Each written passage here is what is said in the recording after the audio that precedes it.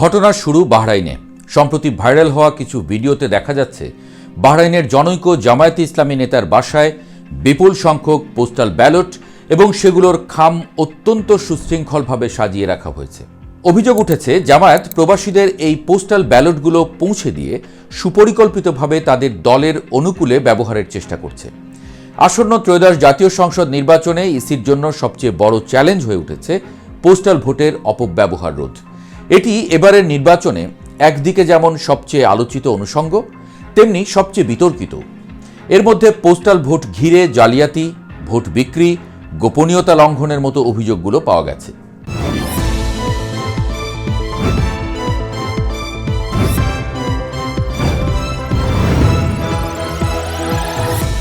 বাংলাদেশি প্রবাসীরা এবারই প্রথম দেশের বাইরে থেকেই ভোটের অংশ নেওয়ার সুযোগ পাচ্ছেন। 1972 সাল থেকেই সংবিধানে ডাকযোগে ভোটের বিষয় বলা থাকলেও সেটা ছিল শুধুই কাগজে কলমে। স্বাধীনতার পর থেকে প্রবাসীরা কখনোই ভোটদানের সুযোগ পাননি। তবে এবার যখন নতুন করে এই ভোট ব্যবস্থা যুক্ত হলো, তখন ব্যাপক সাড়া মিলছে। পোস্টাল ভোটের জন্য নিবন্ধিত হয়েছেন 15,33,683 জন ভোটার। এর মধ্যে দেশে 7,61,141 জন এবং বিদেশ থেকে 7,72,540 জন নিবন্ধন করেছেন। ঐতিহাসিকভাবে দেশের নির্বাচনী ব্যবস্থা সশরীরে ভোট কেন্দ্রে উপস্থিতির উপর ভিত্তি করে পরিচালিত হয়ে থাকলেও এবার যখন নির্বাচন কমিশন প্রযুক্তি নির্ভর পোস্টাল ব্যালট ব্যবস্থার ব্যাপক পরিবর্তন করল, তখন এই প্রক্রিয়াও প্রশ্নবিদ্ধ হল রাজনৈতিক মেরুকরণে। দলগুলোর পাল্টাপাল্টি অভিযোগ ইসির নিরপেক্ষতা নিয়ে এক গভীর সংকটের জন্ম দিয়েছে। বিশেষ করে বাহরাইনে পোস্টাল ব্যালট উদ্ধারের ঘটনা, ব্যালট পেপারে প্রতীকের অবস্থান নিয়ে বিএনপির আপত্তি এবং এর বিপরীতে নির্বাচন কমিশনের বিতর্কিত সিদ্ধান্তগুলো রাজনৈতিক অঙ্গন উত্তপ্ত করে তুলেছে। আইনিভাবে প্রবাসী বাংলাদেশি ভোটারদের পাশাপাশি আরও কয়েকটি নির্দিষ্ট ক্যাটাগরির মানুষ এবার ডাকযোগে ভোটের সুযোগ পাচ্ছেন। এর মধ্যে রয়েছেন সরকারি চাকরিজীবী, যারা চাকরি সূত্রে নিজ নির্বাচনী এলাকার বাইরে অবস্থান করেন। এছাড়া কারাগার বা আইনি হেফাজতে আটক থাকা ব্যক্তি ও নির্বাচনের দায়িত্বে নিয়োজিত কর্মকর্তা কর্মচারীরা। এবারের পোস্টাল ভোটকে সবগুলো রাজনৈতিক দলই গুরুত্ব সহকারে দেখছে, কারণ লাখ লাখ ভোটারের অংশগ্রহণ প্রমাণ করে যে প্রযুক্তি নির্ভর এই ব্যবস্থাটি সাধারণ মানুষের মধ্যে ব্যাপক আগ্রহ তৈরি করেছে। নির্বাচনী পরিসংখ্যান বিশ্লেষণ করলে দেখা যায় দেশের অনেকগুলো আসনে পোস্টাল ভোটের সংখ্যা জয় পরাজয় নিশ্চিত করে দিতে পারে।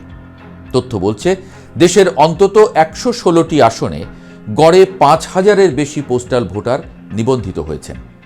পরিসংখ্যানে দেখা গেছে 18টি আসনে 10,000-এর বেশি পোস্টাল ভোটার রয়েছেন। বাংলাদেশের নির্বাচনী ইতিহাসে অনেক সংসদ সদস্য মাত্র 1,000 থেকে 2,000 ভোটের ব্যবধানে নির্বাচিত হয়েছেন। সেক্ষেত্রে পোস্টাল ব্যালটের এই ভোটগুলো যদি কোনো একটি নির্দিষ্ট দলের পক্ষে ঐক্যবদ্ধভাবে পড়ে, তবে নির্বাচনী সমীকরণ সম্পূর্ণ বদলে যেতে পারে। এই সম্ভাবনাটি মূলত রাজনৈতিক দলগুলোর মধ্যে শঙ্কা এবং প্রতিযোগিতার জন্ম দিয়েছে। পোস্টাল ব্যালট নিয়ে বিতর্কের কেন্দ্রবিন্দুতে রয়েছে বাহরাইন এবং কুয়েত থেকে প্রাপ্ত চাঞ্চল্যকর কিছু ভিডিও ও তথ্য। সামাজিক যোগাযোগ মাধ্যমে ছড়িয়ে পড়া ভিডিওতে দেখা যায় বাহরাইনে জনৈক জামায়াতে ইসলামী নেতার বাসায় বিপুল সংখ্যক পোস্টাল ব্যালট এবং সেগুলোর খাম অত্যন্ত সুশৃঙ্খলভাবে সাজিয়ে রাখা।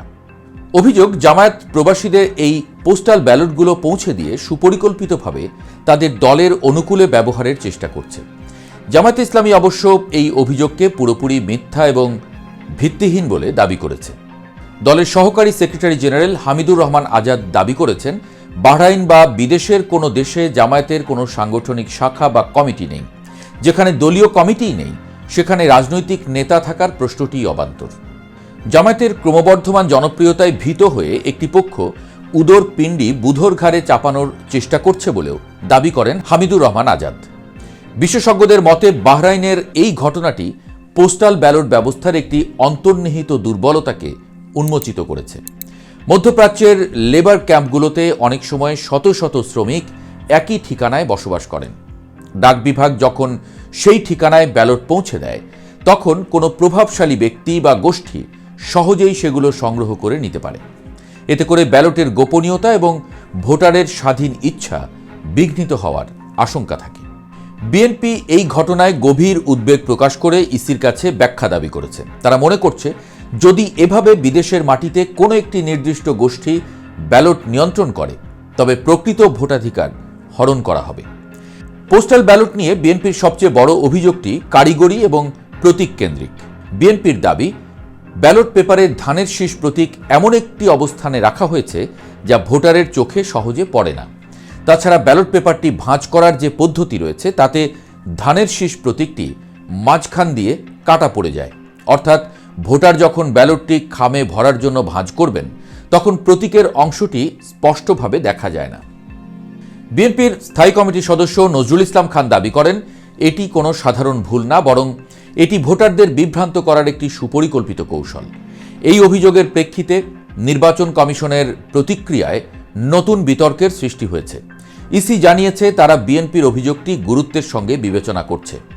কমিশনের কর্মকর্তারা এও ইঙ্গিত দিয়েছেন যে নতুন জায়গায় ধানের শীষ প্রতীক স্থাপন করে নতুন করে ব্যালট পেপার ছাপানোর সম্ভাবনা রয়েছে।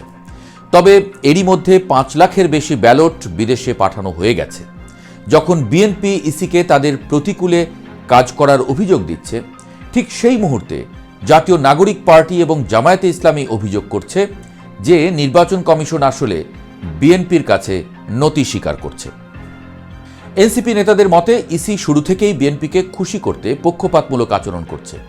বিএনপি যেসব অন্যায় আবদার করছে, ইসি তার সবই মেনে নিচ্ছে এবং অন্যান্য দলগুলোর দাবিকে উপেক্ষা করছে। জামায়াতে ইসলামীও লেভেল প্লেয়িং ফিল্ড না থাকার অভিযোগ তুলেছে। তারা বলছে, তাদের প্রার্থীরা নিয়ম মেনে দলীয় সভা করলেও ম্যাজিস্ট্রেটরা বাধা দিচ্ছে এবং জরিমানা করছে, অথচ বিএনপির প্রার্থীরা অবাধে প্রচার প্রচারণা চালিয়ে যাচ্ছেন। জামায়াতের মতে, বিএনপি যেহেতু একটি বড় দল, তাই ইসি তাদের প্রতিটি ছোটখাটো আপত্তি শুনছে। এমনকি ব্যালট পরিবর্তনের মতো বিশাল খরচ ও ঝক্কি মাথায় নিতে চাচ্ছে, যা ন্যায় বিচারের পরিপন্থী। পাল্টাপাল্টি অভিযোগ থেকে এটা স্পষ্ট যে নির্বাচন কমিশন এই মুহূর্তে সকল রাজনৈতিক দলের আস্থা অর্জন করতে শোচনীয়ভাবে ব্যর্থ হয়েছে। রাজনৈতিক বিশ্লেষকরা আগামী নির্বাচনে পোস্টাল ব্যালটকে কেন্দ্র করে জামায়াতে ইসলামীর লাভবান হওয়ার একটি জোরালো সম্ভাবনা দেখছেন। এর প্রধান কারণ হল জামায়াতের অত্যন্ত শক্তিশালী এবং সুসংগঠিত সাংগঠনিক কাঠামো, বিশেষ করে দেশের বাইরে। যদিও দলটি বিদেশের কোনো সাংগঠনিক শাখার কথা অস্বীকার করে, কিন্তু মধ্যপ্রাচ্য, ইউরোপ এবং আমেরিকায় তাদের কর্মী এবং সমর্থকদের যে নেটওয়ার্ক রয়েছে তা অন্যান্য রাজনৈতিক দলের তুলনায় অনেক বেশি সুসংহত। পোস্টাল ব্যালট ব্যবস্থায় একজন ভোটারের নিবন্ধন থেকে শুরু করে ভোট প্রদান পর্যন্ত যে দীর্ঘ প্রক্রিয়া, তাতে জামায়াতের কর্মীরা সাধারণ ভোটারদের সহায়তা করার নামে তাদের প্রভাবিত করার সুযোগ পেতে পারে। বাহরাইনের ঘটনাটি সেই আশঙ্কারই একটি বাস্তব প্রতিফলন। জামায়াতের কর্মীরা যদি প্রবাসীদের ঘরে ঘরে গিয়ে ব্যালট সংগ্রহে সাহায্য করে বা তাদের নির্দিষ্ট প্রতীকে ভোট দিতে উদ্বুদ্ধ করে, তবে পোস্টাল ব্যালটের একটি বিশাল অংশ তাদের ঝুলিতে যাওয়ার সম্ভাবনা রয়েছে। এই সুশৃঙ্খল নেটওয়ার্কের কারণেই মূলত বিএনপি কিছুটা ভীত বোধ করছে। কারণ বিএনপি ঐতিহাসিকভাবে প্রবাসীদের মধ্যে জনপ্রিয় হলেও তাদের সাংগঠনিক কাঠামো জামায়াতের মতো এতটা ক্যাডার ভিত্তিক নয়। তবে পোস্টাল ব্যালট নিয়ে এই যে বিতর্ক, তা কেবল রাজনৈতিক সীমাবদ্ধতার মধ্যে নেই।